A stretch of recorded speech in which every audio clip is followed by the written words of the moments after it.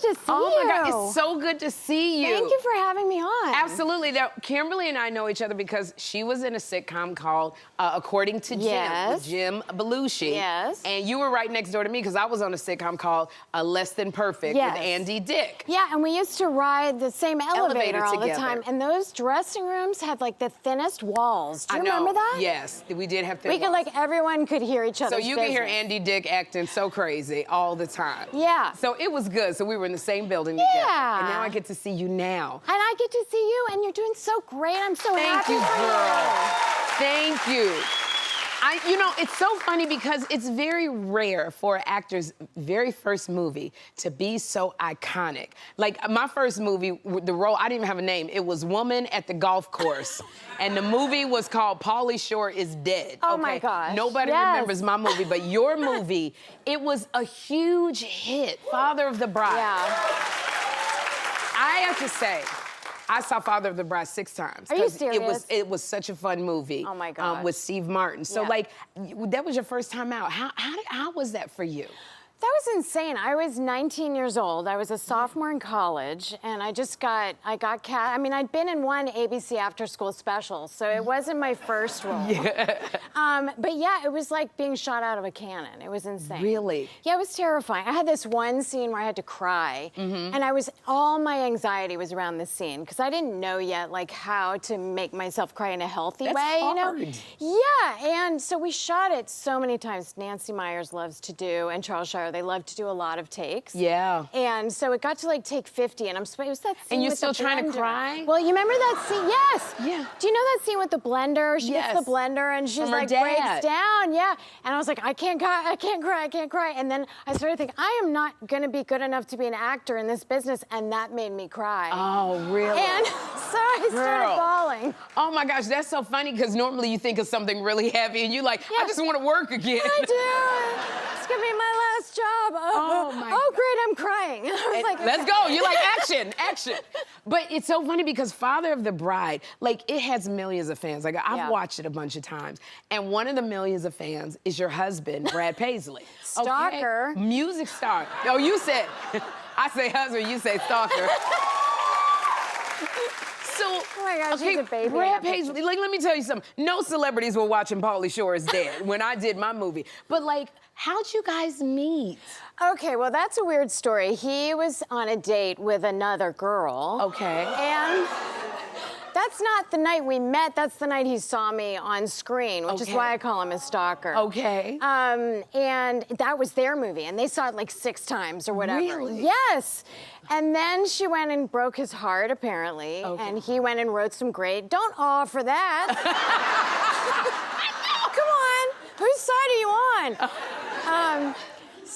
And then she broke his heart, he went and wrote some great music, and then one day, like 7 years later, he swears that he wasn't like following my career, and he wasn't like stalking me literally, but he wakes up one day and he's like, I should call the girl in that movie. What, really? Yes, isn't that strange? Oh my gosh. And I bought it. Oh my God.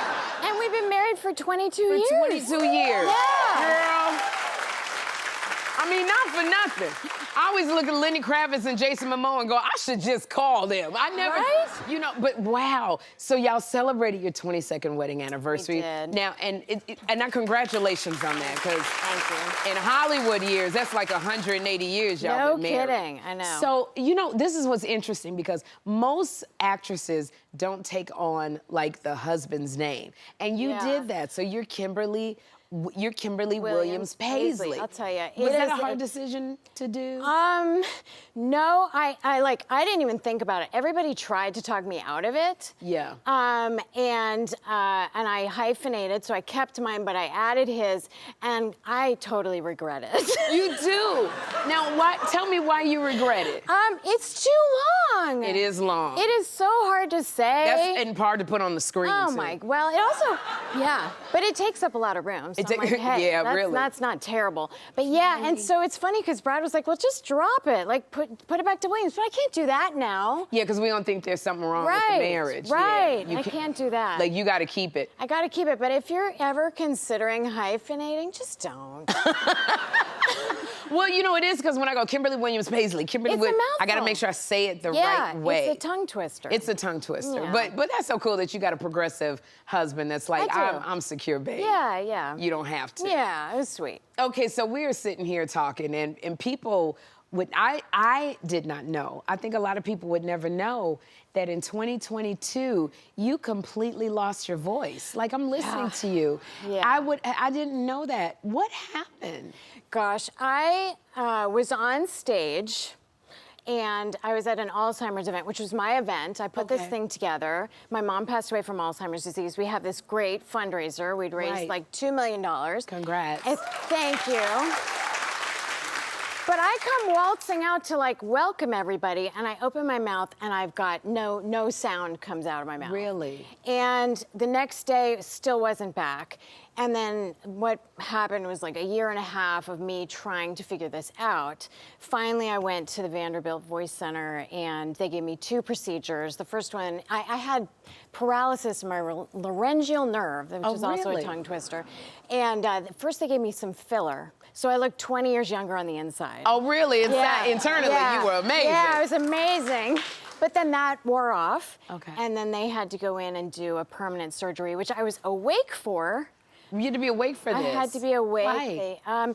Because they had to have me talk. Oh, So okay. they were like plumping up my vocal cords so that they could touch. Because when Okay. one side was paralyzed, it couldn't touch with the other, so I couldn't make sound. So how are you doing now? I'm doing great. I feel really good. Okay. Thank you. I love this because, you know, especially as an actress, that's your instrument. That's the way you work and communicate. Yes. And I'm so glad because now you're hosting the reality dating show, Farmer Wants a Wife. Yeah. Okay? So you have got to tell me.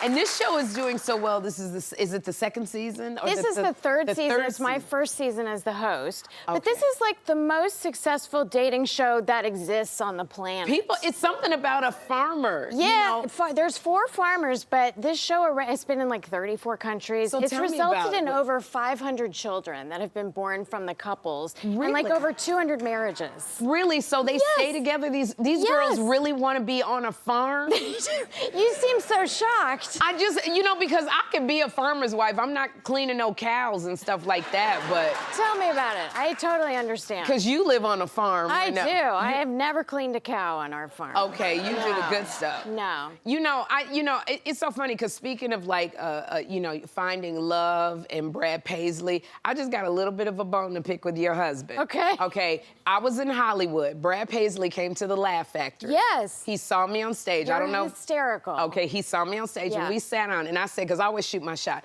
I said, Brad, I know you and Kimberly been married, a long time. Yeah. I'm single. Yeah. And I said, so I'm just telling all my friends I'm single. You think? He said, say not another word. That's what Brad Paisley said. He said, I'm going to hook you up. You still waiting for the call? That was 5-7 years ago. 5-7 years ago, Brad Paisley. That ain't right. You tell Brad Paisley, Okay. I need Shaboozie's phone number. Is what you tell Brad Paisley. And I know y'all know Shaboozie. All right, we'll give him a call. Yeah, give him a call, do right. something. Tell Brad make good on his word. All right. Or at least make a country song about me, something. But I love both of y'all. I love it. He wouldn't stop talking about you at the Laugh Factory. Really? He talked about you all night. So it was so much fun. And I'm glad that you came here, Kimberly. It is so good to see you. Thank you. Y'all, how many of y'all think you could be a farmer's wife? All right. We got some women over here. So next time. I'm still trying to decide if I can be a farmer's wife. You trying to just say you're a country singer's wife, but these women, they ready to leave New York and go to the farm. excited. They are ready to go to the farm and till some soil and all of that. So when y'all go to audition, come on over here to the Sherri show. I know, you should be on. I'll come on. Y'all, Farmer Wants a Wife airs Thursday nights on Fox. We're gonna have a good time. We're gonna have a good time.